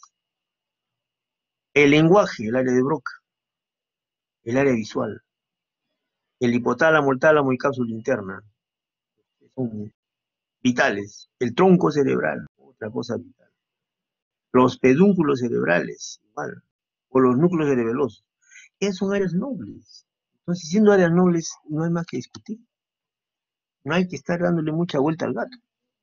¿Ah? Hay que ver su tamaño, hay que ver las venas. Si tiene drenaje venoso profundo, no tiene un punto. Si no tiene, solo es superficial al cero. ¿Y eso qué hace? El jugar con este puntaje ha determinado que tengamos grado 1, grado 2, grado 3, 4 y 5. El grado 1 y grado 2 se han juntado como clase A de Ponce, así también se llama, clase A de Ponce, o Speller Martin 1 y 2. ¿Cuál es la ventaja? Que las 1 y 2 son para cirugía. Si ven ustedes, son para cirugía. ¿Por qué? Porque son pequeñas, son pequeñitas, en área no elocuente, son menores de 3 centímetros. Acá tienen ustedes una chiquita. La operan, cierran acá y se curó. Se opera, se cierra en ambos lados, se curó. Se opera, se curó. Bueno, se opera, se curó. O sea, son áreas pequeñas que pueden ir perfectamente con cirugía. Áreas 1, 2. Entonces, las áreas 1, 2, los grados 1, 2 de Speller Martin o grado A o clase A de Ponce son para cirugía y curación. Cirugía directa, curación. O sea, microcirugía. Microcirugía de exéresis, curación. Eso no se discute. ¿Ya? Son para cirugía. Grado 3, llamado grado B, clase B de Ponce. Tienen tamaño elocuente y el drenaje venoso. Estas son más complicadas. Estas dejan secuelas. Entonces, inicialmente no son para cirugía. Son para hacer terapia endovascular, para hacer radiocirugía y de ser posible después complementarla con cirugía, ¿ya? Y las grados 4 o 5, clase C de Ponce, que son estas, grados 4 y 5, no se tocan, bien claro, se miran, no se tocan. ¿Por qué? Porque tocar estas lesiones significa dejar al paciente hemipléjico, afásico, ciego o morir. Y eso es inaceptable, ¿ya? Entonces, esa es la situación de Sterling Martin y de Ponce. Acá tienen ustedes nuevos ejemplos, imágenes de malformaciones. Tienen ustedes la arteriografía es vital para hacer el diagnóstico. Acá tienen ustedes una malformación más o menos grande, el área occipital, tremenda masa, acá igual. Hay colegas avesados pues, que quieren operar. No se trata de operar por operar, ¿no? Se trata de hacer algo bueno. El tratamiento es eliminar el riesgo, disminuir la mortalidad, con lo que hemos visto ya sobre el puntaje de Martin Spessler, la escala, repetir lo mismo, el tratamiento, bueno, la microcirugía, la terapia endovascular también se usa. La terapia lo hacen en los grados 3, en los grados 3. Los grados 3 lo hacemos, ¿para qué? Para que disminuya el tamaño y pueda ir al gamma knife o a la radiocirugía, ¿ya? Entonces, ¿y qué hace la radiocirugía? La radiocirugía con la radiación gamma le hace, pues, localiza por estereotaxia y lo oblitera. Con la quemada que le da, hay proliferación celular, endotelial, engrosamiento del vaso, se cierra la pared, en fin, hay fibrosis, y ahí queda. ¿En cuál sean pequeñas, profundas? Grado 3, grado 3. No se olviden, grado 3. ¿Ya? Ahí tienen con la hemorragia, más malformaciones, tremendas imágenes con la hemorragia. Bueno, hay cosas en que se operan. Por ejemplo, a Yuja Gerremín le gusta operar. Le gusta operar Yuja. Tiene trabajo sobre eso. Tiene una MAD grado 2, la ubicamos en la corteza, está a 1 centímetro por debajo, la sacamos toda, cerramos la vena de drenaje y ya está. Bien, vamos a unas palabras sobre el cavernoma. ¿Qué es el cavernoma? Es otra lesión, también que provoca sangrado. Esta lesión más o menos se desconocía hasta que empezó la resonancia. Antes nosotros tipificamos a un paciente que había tenido un sangrado, había tenido problemas como un sangrado idiopático, no sabemos qué era, ahora sabemos que era cavernoma, porque la resonancia nos ha quitado la venda de los ojos, el cavernoma es muy frecuente. Cavernoma se ha hecho popular pues desde el año 93, y vaya, enhorabuena porque nos ha permitido conocer muchas cosas que desconocíamos. Por ejemplo, el cavernoma se encuentra en tronco encefálico, en el parénquima cerebral, como vamos a ver, que es una lesión hiperdensa en la tomografía, y a veces con sangrado, viene con sangrado el paciente, pero la arteria es negativa, la arteria es negativa. Por eso nosotros teníamos tal cantidad de sangrados supratentoriales con arteria negativa, decíamos, ¿qué será arteria negativa? No hemos encontrado eso. ¿Qué era? Era un cavernoma. El diagnóstico de cavernoma ha aumentado al 50% en los últimos años. La imagen de resonancia es característica. En el FLAIR aparece una imagen que se llama, ¿cómo se llama? En Pocorn, un clásico. Es una anomalía de flujo lento, es en forma de racimo, con capilares sinusoidales. Se ve como un, digamos, como un cuero seco y con un saquito de cuero seco. Esa es la incidencia, tiene 0,408, múltiples localizaciones, pero básicamente supratentorial también en fosa posterior, en el tronco encefálico. Debuta con convulsiones, cefalea, pero básicamente da convulsiones, ¿no? A veces da hemorragia intracraneal, pero localizada, pequeña. El riesgo se triplica, cada vez que sangra se triplica, se triplica, se triplica. ¿Ya? Y hay que tener en cuenta que a veces tiene una vena asociada. El cavernoma puede ser familiar o esporádico. Hay familias llenas de cavernomas. Acá tienen, por ejemplo, un cavernoma, otro cavernoma, acá hay cavernoma, acá igual, acá, acá, acá en el tronco encefálico hay un cavernoma ahí. Acá ven en tronco un cavernoma, otro cavernoma, esta mujer se operaba el cavernoma, otro cavernoma, un tremendo cavernoma. Igual acá, otro cavernoma. más cavernoma. Realmente son lesiones que deben ser abordadas, ¿no? Porque la operación más o menos dirigida. Acá tenemos su cortical, el lóbulo occipital, sale todito. Tiene sangre, tiene una especie de magma ahí de vasos. Realmente dan cefalea, convulsiones. Cefalea, convulsiones. Es lo que hemos visto. Diagnóstico es con tomografía, con resonancia, ¿no? En el FLAIR se aprecia la imagen de Pocoro, en el FLAIR de la resonancia.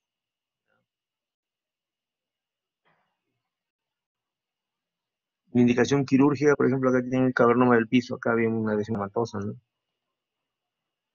Se hacen con microcirugía. Radiocirugía no se hace. Nosotros hemos mandado a radiocirugía 10 pacientes entre los años 97, 98 y 2004. 10 pacientes a radiocirugía, cada uno nos costó $30.000, por 10 son $300.000. Y vino un señor que hace radiocirugía y dijo, no, sí, ¿para qué lo mandaron? Nos hicieron juicio, para que devolvamos los $300.000 por haber mandado pacientes de Estados Unidos. Así que nos informamos, pues, ¿no? Y llegamos a la conclusión, empate, de que no sirve, pero tampoco está demostrado que sí sirve. Entonces, empate, pues ni fu ni fa. Conclusión, ya no nos cobraron, pero no va ningún paciente hasta que se demuestre que es útil, ¿no? Realmente no. Según lo que estamos viendo, no. Nosotros juntamos 10 pacientes en casi 6 años. Hace un año los chinos, un montón de gente, juntaron 300 cavernomas de tronco encefálico y le dieron gamma knife a los 300 cavernomas. 300. Dieron gamma knife.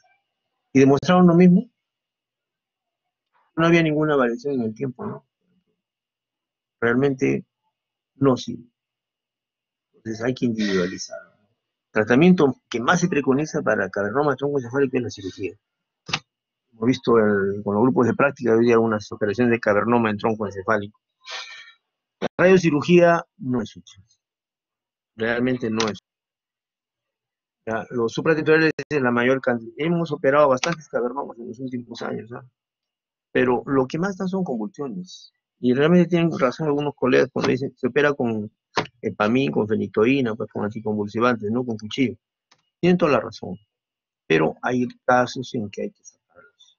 Cuando tienen severa presentación clínica, cuando sangran una y otra vez, a causa de un cavernoma de tronco, ¿sale?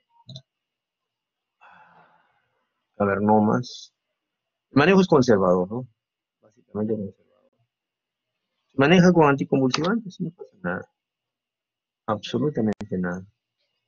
Acá tienen un caso de nosotros, de Gretchen Ramírez. Estaba trabajando en sangrado, la tomografía con sangrado. Hay una hemorragia ahí. Angiografía negativa. Angiografía, resonancia, un poco ahí. Angiografía negativa. Diagnóstico cavernoma. Pero hoy quedó muy bien. Muy bien, colegas. Creo que hasta ahí llegamos. No quiero aburrirlos más.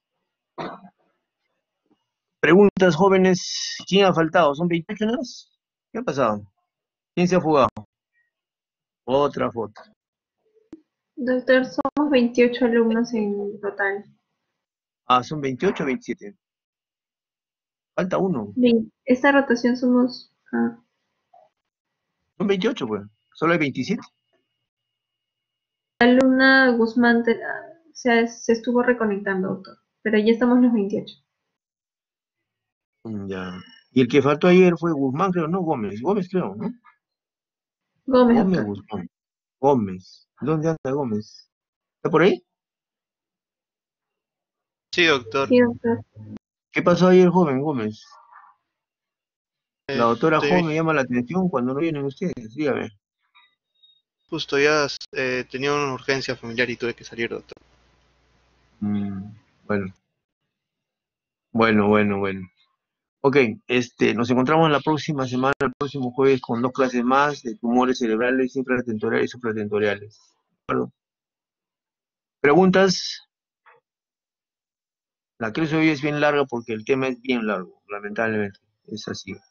Y necesitan saber eso para enfrentar en emergencia a la patología vascular que la van a ver con mucha frecuencia.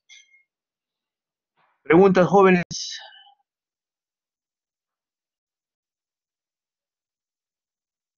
¿Ninguno? ¿Qué dice Luz Jiménez?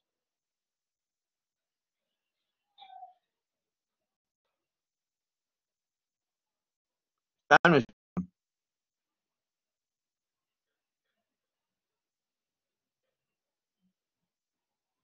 ¿aló?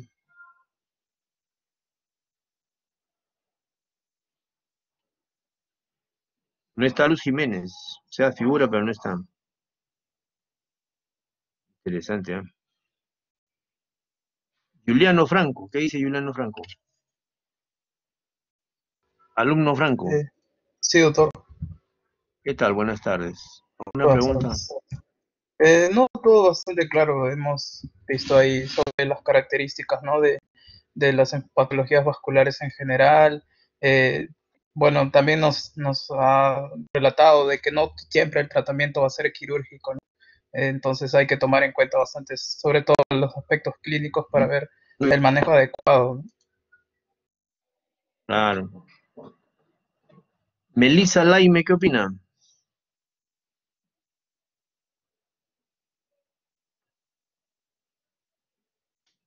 Melissa Laime. ¿No está?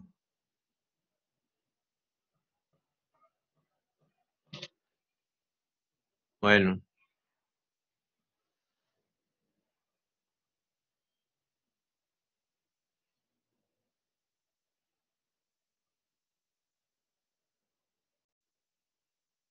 Aló, buenas tardes con todos. Los alumnos que hacen práctica con el doctor Palma se encuentran.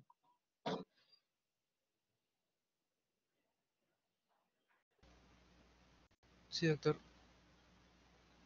¿Quién, por favor? Sí, ¿Nombre? doctor. Melissa. Sí, yo soy alumna también del doctor Palma. Ya. En la mañana han hecho práctica, ¿no? Sí, doctor. Ya. Ok. Muy bien. Entonces no hay preguntas. La clase la voy a enviar dentro de unos minutos con su compañera Ana Claudia Grande. Ya les va a hacer llegar a la clase para que puedan disfrutarla, ¿ya? Gracias. Buenas tardes. Buenas tardes. Gracias, doctor. Gracias, Gracias. doctor. Gracias a ustedes. Muchas gracias a ustedes. Gracias, doctor. Hasta luego. Hasta luego, chicos. Hasta luego.